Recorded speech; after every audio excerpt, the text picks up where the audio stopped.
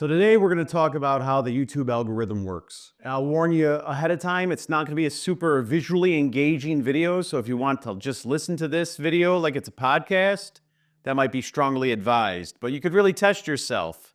If you're really interested in becoming a full-time YouTuber and you can't keep your attention glued to somebody who's done that, maybe it's not the best career path for you. And that is what we're talking about today. We're talking about YouTube as a career. So if you're going to make YouTube your career, you definitely want to know about the algorithm. So let's talk about the algorithm. The main focus of the YouTube algorithm is to get people to stay on YouTube. It doesn't matter what story you're telling, it doesn't matter what trend you're chasing. As long as you get people to watch your YouTube video for the longest amount of time, you're going to be in business. And YouTube will reward you by serving you more impressions on the YouTube algorithm. So how does that actually work? When you're first starting out, brand new channel, 0 subscribers, you're starting at square one, you really want to make sure that your content is about something that a lot of people are searching. While most people aren't searching anything on YouTube anymore because they're completely dependent on YouTube's algorithm serving them content on their browse feature or in suggested videos, you still have to make sure that your video is optimized to a degree, which really just means it's focused on one specific topic or category. So like this video, for example, you probably found it because you're interested in finding out how to get more views on your YouTube channel. But if I started talking about recipes, kind of like what I'm doing right now, it's going to confuse the YouTube algorithm. And also the title plays into that. So the title becomes important when you're thinking about click-through rate. The main ways that you're going to get people to click your videos is going to be by the title being something catchy that catches their eye, something that's a little bit thought-provoking, drives curiosity in the viewer, and then your thumbnail. Obviously, it's got to be something also that generates curiosity, something that's thought-provoking. Your thumbnail's got to stand out in the sea of other thumbnails that someone's going to come in contact with on any given day, especially if they're a heavy YouTube viewer. It could even be more important as more people move to the YouTube TV app on their smart TVs or Fire Sticks. You want something that's really bright, colorful, and kind of makes it clear what that video is actually about, or somehow corresponds to the title. So here's some good examples of that I'm just kind of browsing through right now randomly on my YouTube feed. So once you actually know what your YouTube video is going to be about, and you have a good thumbnail, and you have a good title already, now you're ready to upload, you're ready to go live. Well, you also want to make sure you have a good description. And our friends at OpenAI and ChatGPT can help you with that just by extracting the transcript of your video. And here's the simple prompt I like to use to make that description. You get 5,000 characters that include spaces and punctuation on any of your YouTube descriptions. So I advise you to use as many of those characters as you can, because what you're doing here with the video description is you're giving more clarity, you're giving more context to the YouTube algorithm as to exactly what your video is about.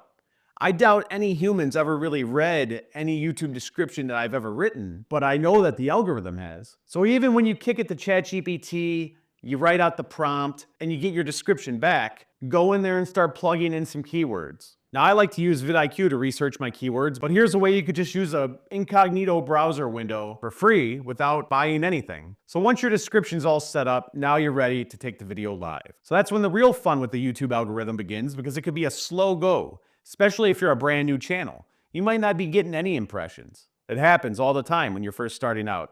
I like to really gauge the performance of a video based on the first 1,000 impressions. But if you're a very new channel, I'd bring that down to maybe the first 200 impressions. If you're super new, maybe the first 50 impressions. Because when you're just starting out, you're not going to get a lot of impressions. And what is an impression? An impression is each time your video is shown to one person.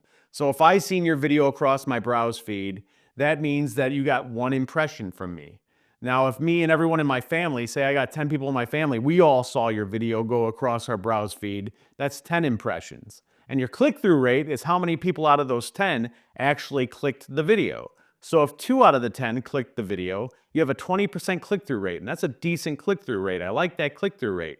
If you could get 5 people out of 10 impressions to click it, that's a 50% click-through rate. If all 10 clicked it, and this doesn't usually happen, but it could happen, if all 10 out of 10 people clicked your video, you would have a 100% click-through rate.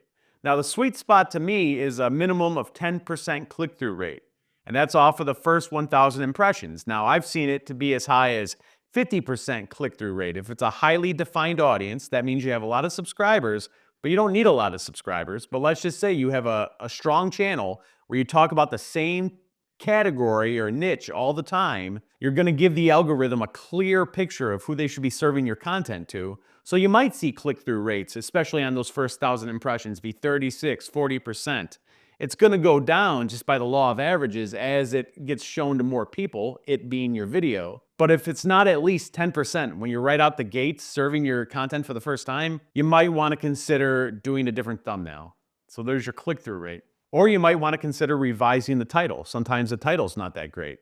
I've had examples on my channel where I just change a couple words around and it improves the click-through rate drastically, turns the whole video around. So the other component of your YouTube video that will dictate whether or not you're getting those impressions is your average viewer retention, your AVR, average viewer retention. So in my experience, if you're getting over 20% average viewer retention on a longer video, meaning anything over 8 minutes, you're going to be in business and you're going to do well. The video is going to be on its way. That means YouTube will be giving more impressions to you. So if click-through rate's already strong and you got an average viewer retention of 20% or more, you're going to get a lot of impressions. And that's going to get the snowball rolling and you're going to start to see your view count go up.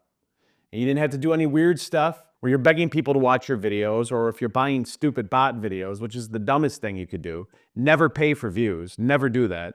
And the cool thing about the YouTube Studio is you can look at that average viewer retention and see where you have spikes and drop-offs.